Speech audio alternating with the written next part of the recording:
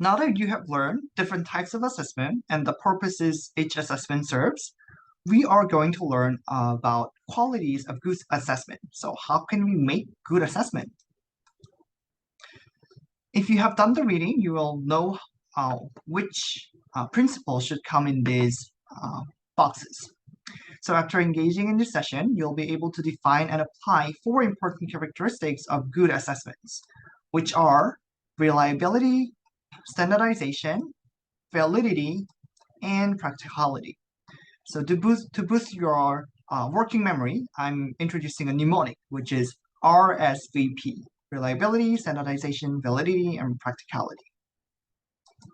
Let's first look at each principle briefly, and I'm going to dig into more detail. So reliability is a principle that the results of an assessment should be consistent no matter when we give it. So if I can emphasize only one word from the definition, is that it's the word consistent. So the exam is reliable when it yields consistent results. Standardization is the principle that the assessment should have a similar format, content, and procedure for all students.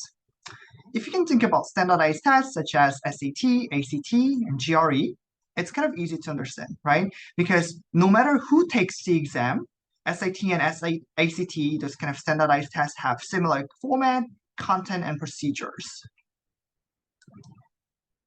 Validity is related to the principle that the measurement should measure what it is intended to measure.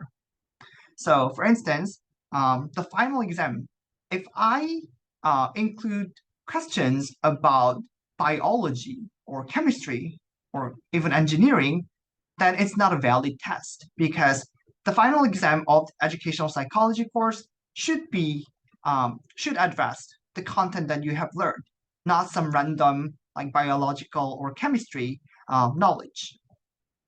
The last principle, which is practicality, is a principle that the assessment and its procedure should be fairly simple to use and take only a small amount of time to administer and score. So it's the matter of practicality, right? Whether the administration and grading of the exam of the assessment is practical or not is related to the practicality. Let's dig into each principle then. Right, reliability, again, is the extent to which a measure yields consistent information about the knowledge, skills, or characteristics being assessed. However, it's really hard to make a perfectly reliable assessment. Why? Because it's hard to yield consistent result. As students change from day to day, physical environment may change. Like when the timing when the exam is administered, like if whether it is before lunch or after lunch, can make a difference in the result. How the exam is administered may vary, and major may not be well constructed. So there may be some inherent flaws in the question items or assessment items, and scoring can be subjective. So among those, I'm going to look at how we can be a more reliable grader. So how to become a reliable grader. So these are some tips that I can share. So you can use concrete and specific rubric or checklist. And also anonymous grading can help you because you do not have any kind of prior knowledge. And I usually do this when I grade the unit assignments. Also, you should minimize the distractors that may influence grading. And that is the reason why I ask you to use certain template without indicating your name so that I can become a more reliable grader. The next principle, which is standardization, is related to the extent to which an assessment involves similar content, similar format, and whether it is administered and scored in the same way for everyone. Because standardization is usually norm referenced. Do you remember what norm reference test? So one's result is depending on its standing or on the test takers or exam takers standing compared to others. So if in order to make the exam fair, the assessment should have similar content and format and should be administered and scored in the same way for everyone. So like SAT, in Korea we have this like Korean SAT, and on that date, even the plane stopped during the Korea's national exam day because to make it may give some disadvantages for students who are living near the airport. They can get distracted because of the plane noise, the noise coming from the noise. So this is like a great example how we can like try to standardize the exam procedure and like assessment. Validity is an extent to which an assessment instrument measures what is intended to measure, and whether to which an assessment instrument allows us to draw appropriate inferences about the ability in questions. So these two are closely related. Again, for instance, if in the final exam of the next week, if I ask questions about chemistry or biology, then it is not measuring what it's intended to measure. It's not measuring your skills and knowledge in educational psychology. And that would prevent me from like drawing appropriate inferences about the ability of your like your capacity in educational psychology because the questions are about biology and chemistry. So there are three types of assessment validity: content validity, predictive validity, and construct validity. So content validity is related to whether we are testing what we taught or we're supposed to teach. So again, it's related to the example that I gave. So if I gave you exam, or if I ask you to do an assignment that I have not taught, that I'm definitely lowering the content validity. And in order for you to achieve content validity, you should attend to standards. You should also plan within a backwards design. You remember what backwards design, right? Make sure that you understand what backwards design. So if I briefly review what it is, so you first set the goal and objectives, and then think about the assessment, and then decide the content and the activities, because so that you can choose the assessments and content and activities that align with the goal, the learning goals. You also use curriculum-based measurement. So you need to your assessment should be based on the curriculum. Now, I want you to think about whether this question is valid, why or why not. So the question is asking like how many grammatical sentences are there? Do you think this question is valid? By the way, can you get the answer right? I'll give you like 10 seconds.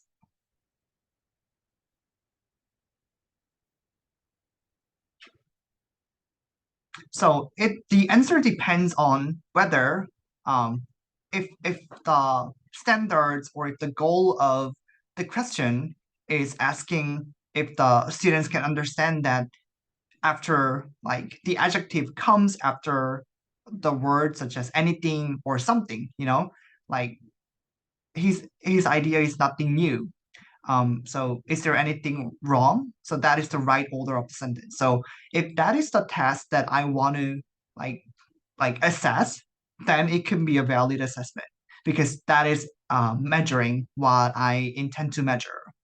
However, I wouldn't think this is a good assessment, and this may not be a valid assessment because the answer is two. I think the his idea is nothing new, and I'm afraid to meet someone new. I think these are the two right sentences. But let's say that I wrongly picked B and C, then I can still get the answer. So even though I get the answers wrong, I can still get the answer, which ends up not measuring what I intend to measure. Because if students do not know, if students can get the right answer without knowing the skills that I want to test, then we cannot say this is a valid assessment. So this is a very bad example, but you can get the sense what validity means, right? You should always think about whether the assessment is measuring what you intend to measure and what you taught. Moving on to predictability. This is related whether the results of this assessment predict future performance. And that is the reason why the validity of SAT and GRE is important, because that is the whole point of the assessment. So technically, in principle, students who get high scores in SAT should do well in college. And students who do well on the GRE, which is for the graduate, like equivalent of SAT for graduate students, should do well in the graduate schools. And the predictability of SAT, I mean, those assessments are known to have a pretty good predictability, and that is the reason why they kept being used in selecting undergraduate and graduate students. Although it can be controversial, but that is the concept of predictability. Moving on to construct validity. Well, let's first talk about what construct means. Construct is an internal trait that cannot be directly observed, but must instead be inferred from consistency seen in people's behavior. If you still cannot understand the concept, that is fine, because we have been learning construct very consistently. So motivation, self-efficacy, intelligence, all the psychological concepts are constructs, because we cannot directly observe one's motivation. We cannot directly observe one's self-efficacy or intelligence even, but we can infer whether these students are motivated, or whether these students have high self-efficacy, or whether these students have low intelligence from their behaviors or from the assessments that we use. So construct validity is related to whether we are able to measure these general and abstract characteristics accurately. Let's talk about intelligence, for instance. We have learned what an IQ test means, and in principle, this IQ test should have high construct validity so that we can get information about this abstract construct, which is intelligence. If I measure one's IQ with the circumference of their head, do you think this is a valid test? This is a test at high construct validity? Probably not, because the circumference of one's head is not associated with their intelligence, with people's intelligence, because if that is the case, elephant should be the smartest animal in the world. How about, do you think that is measuring the circumference of one's head is a reliable assessment? The answer is yes. Again, what is the key concept of reliability? It is consistency.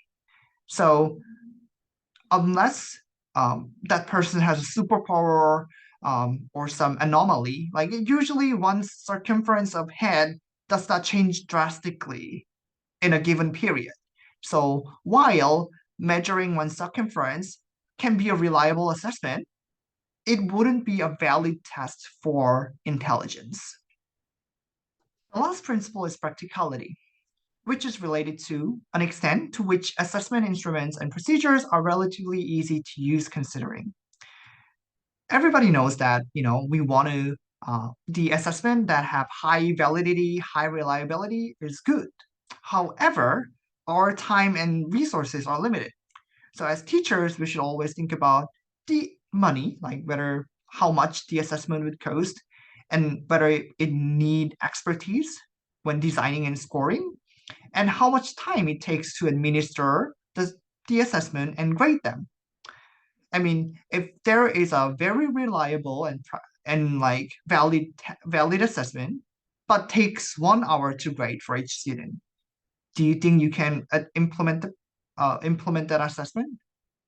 Probably not. So practicality is also an important principle that you should know as a teacher.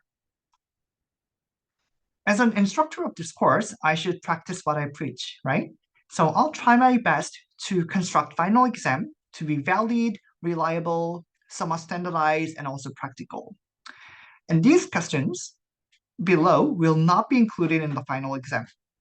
Can you guess why? Why do you think that I will not ask who is a Swiss biologist that studied children's cognitive development via clinical method? Because this is not a valid question. Especially like I may have mentioned who Piaget was, like his nationality or what kind of method he used when he came up with his theory, but that is not what I intended to measure. Like I want you to know, if I want to ask you about Piaget, I would rather want you to measure your knowledge about his developmental theory, like developmental phase, but like not who he was, and where he was from and which kind of method he used. So this would be an invalid question, and I wouldn't ask you this kind of question in the final exam. How about the second question? I ask you to make videos about different types of teacher-directed strategies and learner-directed strategies when we covered instructional strategies. Like, but why do you think that I'm not asking these kind of questions? Because it may be impractical for me to grade it. Like I, for myself, do not know which is better for students learning, right? Between teacher-directed strategies such as expository, like lecturing, versus learner-directed strategies such as Jigsaw. Um, so I myself do not know the answer, and it'll be extremely difficult for me to grade. And so it's likely that this question is not valid because this may not yield a consistent result as well. So I'm not including these type of questions in my final exam.